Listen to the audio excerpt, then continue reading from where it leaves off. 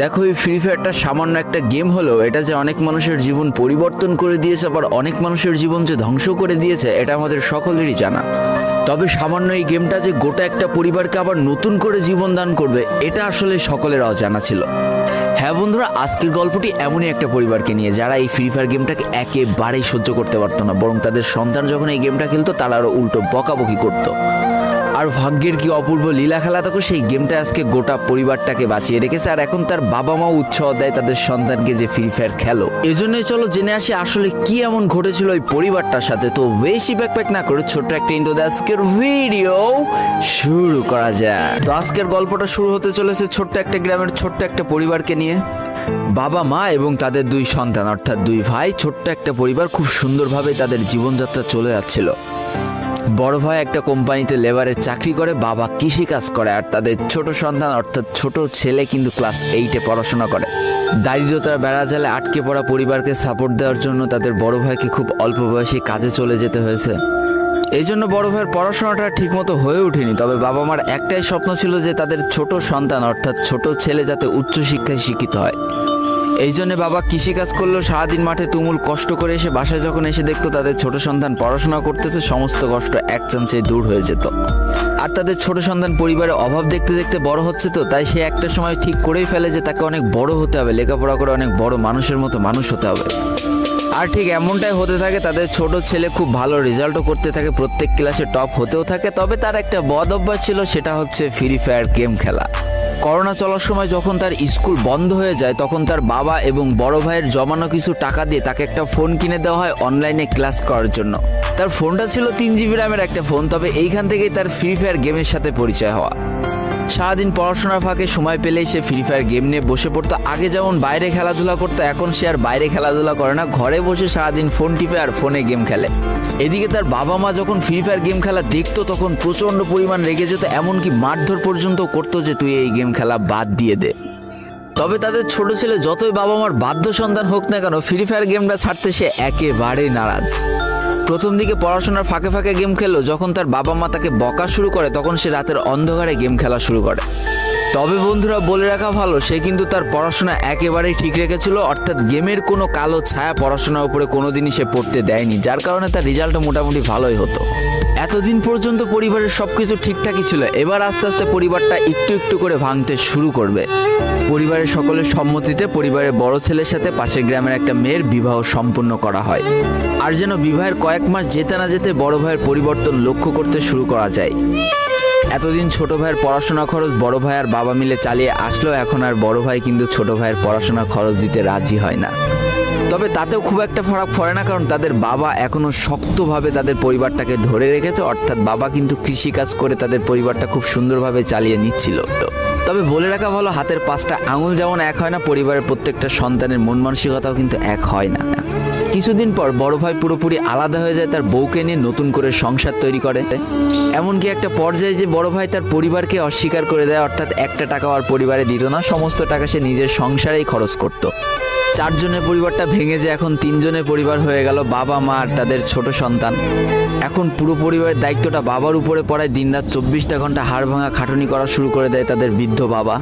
এদিকে তাদের ছোট সন্তান সবটা কাছ থেকে দেখে অনেক কষ্ট পেত, তারপরেও তার করার কিছুই ছিল না, তাকে পড়াশোনাটা চালিয়ে যেতেই হবে, কারণ বাবা মার একমাত্র স্বপ্ন তাকে পড়াশোনা করে মানুষের মতো মানুষ হতে হবে।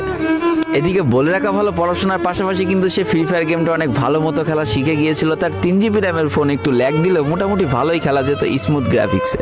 এমনকি সে আস্তে আস্তে টুর্নামেন্ট খেলাও শুরু করে। আর এখান থেকে যে টাকায় পেতো, 50 টাকা, 100 টাকা, 200 টাকা যা পেতো, সেই টাকাতে তার পরীক্ষার বই খাতা কিনতো, যাতে তার বাবার একটু কম পরিশ্রম করা লাগে, কম খাটনি করা লাগে। হাই রে, পরিবারের বড় ছেলে পরিবার থেকে আলাদা হয়ে গেল, আর ছোট ছেলে চিন্তা করছে বাবার কিভাবে কষ্ট কম করা লাগবে। এরই মাঝে সে একদিন চিন্তা করে, সে তো টুর্নামেন্টে অনেক ভালো পারফরমেন্স করছে, তাহলে তার একটা ইউটিউব চ্যানেল খোলার দরকার, অন্তত টুর্নামেন্টের ম্যাচগুলো ইউটিউবে ছাড়লো, যদি কপালে ভালো কিছু লেখা থাকে। এমনই একদিন তার একটা টুর্নামেন্ট চলছিল, সে বারান্দায় বসে বসে টুর্নামেন্টটা খেলছিল, আর ঠিক সেই সময় তার বাবা হাড় ভাঙা খাটুনি করে মাঠ থেকে কেবলই বাসায় ঢুকছিল। এমন সময় তার ছেলের পড়াশোনা বাদ দিয়ে গেম খেলা দেখে বাবা প্রচণ্ড পরিমাণ রেগে যায়, আর ফোনটা ধরে একটা আছাড় মেরে দেয়, যার কারণে তার ডিসপ্লেটা ফেটে যায়। সেই দিন সে ভাঙা ফোনটা আঁকড়ে ধরে অঝরে কেঁদেছিল, তার সমস্ত স্বপ্ন যেন এক নিমিষেই শেষ হয়ে গিয়েছিল। তারপরে সে স্কুলে যাওয়ার জন্য যে টাকা পেতো সেই টাকাগুলো জমিয়ে জমে একটা সময় তার ফোনের ডিসপ্লেটা ঠিক করে, আর ডিসপ্লে ঠিক করতে 1500 টাকা লেগেছিল, আর সময় লেগেছিল প্রায় 4.5 মাস। আর এই 4.5 মাসে সেই ইউটিউব চ্যানেলের যে জিমেলটা ছিল সেই জিমেলটাও সে ভুলে যায়, অর্থাৎ তার ইউটিউব চ্যানেলটাও নষ্ট হয়ে যায়। কিন্তু পরিবারের ছোট সন্তানরা একটু ঘাটতারা হয়, কোনোভাবে কোনো কিছুতে হার মানতে রাজি হয় না, যেমন আমি। তাই সে আবারও ফ্রি ফায়ার খেলা শুরু করে, আবারও নতুন করে ইউটিউব চ্যানেল খোলা শুরু করে। সব কিছু মোটামুটি ঠিকই চলছিল, পড়াশোনাও সে আগের মতোই চলতেছে, এইদিকে টুর্নামেন্টও চলতেছে, এইদিকে ইউটিউবে আস্তে আস্তে তার সাবস্ক্রাইবারও বাড়া শুরু করে, একটা দুইটা এমন করতে করতে। কিন্তু হঠাৎ করে তাদের পরিবারটা জীবনের সব থেকে বড় একটা ধাক্কা খায়। যেহেতু তাদের বাবা কৃষিকাজ করে তাদের পরিবার চালাতে হিমশিম খাচ্ছিল, পরিবারের এত প্রেশার, 24 ঘন্টা হাড় ভাঙা খাটুনি করতে করতে একটা দিন হঠাৎ করে উনি প্যারালাইসিস হয়ে যায়। তার ডান পাশের হাত এবং পা পড়ে যায়, যার কারণে সে একেবারে অক্ষম হয়ে পড়ে। আর এটাই ছিল তাদের পরিবারের সব থেকে বড় কালো অধ্যায়। তবে সব থেকে কষ্টের ব্যাপার কি ছিল জানো? পরিবারের এত খারাপ সময়ও তাদের বড় ভাই কিন্তু তাদের পাশে এসে দাঁড়ায় না।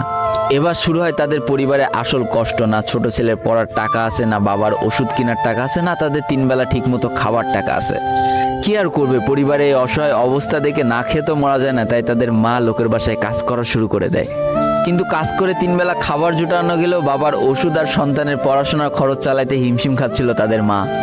ঠিক এই সময়টায় পরিবারের ছোট ছেলে সারাদিন চিন্তা করতে থাকে যে আসলে তার কি করা উচিত, কি করলে পরিবারের সবাই ভালো থাকবে, কি করলে বাবার ওষুধ কেনার টাকা সে জোগাড় করতে পারবে, কি করলে বাবা মার স্বপ্ন পূরণের জন্য সে পড়াশোনা করতে পারবে। তার সামনে শুধু একটা অপশনে খোলা ছিল, সেটা হচ্ছে ফ্রি ফায়ার গেমটা। কি আর করবে, সারাদিন সে পড়াশোনা করতো আর সারা রাত ফ্রি ফায়ার গেম খেলে খেলে ভিডিও আপলোড করা শুরু করে ইউটিউবে। তোমরা শুনলে অবাক হয়ে যাওয়া, 24টা ঘন্টার মধ্যে সে মাত্র 4.5 ঘন্টা ঘুমাতো। দিনের বেলা স্কুলে থাকতো, স্কুল থেকে এসে সে একটা চার দোকানে কাজ করতো, চার দোকান থেকে বাসায় এসে পড়াশোনা করতো, পড়াশোনার পরে রাত্রেবেলা ফ্রি ফায়ার গেম খেলে ভিডিও আপলোড করতো। সৃষ্টিকর্তা হয়তো তাদের কষ্টটা দেখেছিল, তাই তার বেশি দিন কষ্ট করা লাগেনি। 4.5 মাসের মাথায় তার একটা ভিডিও ভাইরাল হয়ে যায়। ব্যাস, লাইফের মোড়টা এইখান থেকে ঘুরে গিয়েছিল। তোমরা সকলে জানো একটা ভিডিও ভাইরাল হলে আসলে কি হয়। সব জায়গায় তার নাম ছড়িয়ে যায়, মানুষ আস্তে আস্তে তার ভিডিও দেখতে শুরু করে, তাকে পছন্দ করতে শুরু করে, তার গেম প্লে ভালো লাগতে শুরু করে। একটা সময় সে একটা ভালো প্লেয়ার হয়ে যায়। আর সে জীবনের প্রথম পেমেন্ট পেয়েছিল 12,500 টাকার, যেখান থেকে 7,000 টাকার তার বাবার জন্য ওষুধ কিনে দিয়েছিল, আর বাকি টাকাটা তার আম্মুর হাতে তুলে দিয়েছিল। তারপর থেকে তার মাসিক বেতন কখনো ওই 12,000 টাকার থেকে কমেনি, বাড়তে বাড়তে বাড়তে বাড়তে একটা সময় তার মাসিক বেতন দাঁড়ায় 1 লাখ টাকা, যেটা ছিল তাদের পরিবারের জন্য অবিশ্বাস্য একটা ব্যাপার। যেই পরিবারটা না খেতে পেয়ে প্রায় মরার মতো অবস্থা হয়ে গিয়েছিল, সেই পরিবারটা আজকে কোথা থেকে কোথায় যে দাঁড়ালো। তবে সব থেকে মজার ব্যাপার কি জানো, এখন আর ফ্রি ফায়ার খেলতে দেখলে তার বাবা মা কিন্তু তাকে বকে না। তো দেখো, জীবনে খারাপ সময়গুলো চিরদিন স্থায়ী হয় না, খারাপ জীবন কাটিয়ে কিন্তু ভালো সময় আসে। অর্থাৎ তাদের পরিবার এখন ভালো সময় চলে এসেছে। তার বাবা আগে থেকে অনেক সুস্থ হয়ে গিয়েছে, এখন নিজে থেকে হাঁটাচলা করতে পারে, তাকে আর কাজ করে খেতে হয় না, তার মাকেও এখন আর কাজ করতে হয় না। এইদিকে সব থেকে বড় আনন্দের ব্যাপার কি জানো, ওই ছেলেটা তার পড়াশোনাটাও ঠিক রেখেছিল। অর্থাৎ এসএসসি পরীক্ষায় সে কিন্তু জিপিএ 5 পেয়ে উত্তীর্ণ হয়েছে। তো বন্ধুরা, আজকের গল্পটা থেকে আমরা কি শিখলাম? জীবনে কোনো পরিস্থিতিতে, যতই খারাপ পরিস্থিতি আসুক না কেন, তোমাকে হার মানা যাবে না। প্রথম যেদিন তার বাবা ফোনটা ধরে আছাড় মেরে ফোনটা ভেঙে দিয়েছিল, সেদিনই যদি সে হার মেনে যেত, তারপরের থেকে যদি সে আর কোনোদিনই ইউটিউবে ভিডিও না ছাড়তো, তাহলে সে আজকের এই পর্যন্ত পজিশনে পৌঁছাতে পারতো না। দারিদ্রতা বলো, না খেয়ে স্কুলে যাওয়া বলো, চার দোকানে কাজ করা বলো, বাবা মার অসহায় পরিস্থিতি বলো, কোনো কিছু কিন্তু এই ছেলেটাকে দাবিয়ে রাখতে পারিনি। আর দিন শেষে যেই মানুষটা সর্বোচ্চ কষ্ট করে, সৃষ্টিকর্তা তার পুরস্কার নিজে হাতে করে দেয়, এটাই তার জলজ্যান্ত একটা উদাহরণ। তো আজকের গল্পটা ইন্ডিয়ান একটা ভাই আমাকে পাঠিয়েছে এবং তার নামটাও বলতে নিষেধ করে দিয়েছে, এই জন্য আর বলা হয়ে উঠলো না, সেই ইউটিউবারের নামটাও আর বলা হয়ে উঠলো না। এটাই ছিল জীবনকে পরিবর্তন করিয়ে দেওয়ার মতো একটা ছোট্ট গল্প। এই গল্প থেকে অনেক কিছু শেখার আছে। একটা কথাই বলবো, গেমটাকে নেশা না পেশা হিসেবে নাও, তোমার জীবনে পরিবর্তন হলেও হতে পারে। তো আজকের ভিডিওটা এই পর্যন্তই ছিল। ভিডিওটি ভালো লাগলে অবশ্যই একটা লাইক করে ফেলো, কমেন্ট করো, বন্ধুদের কাছে শেয়ার করে দিও।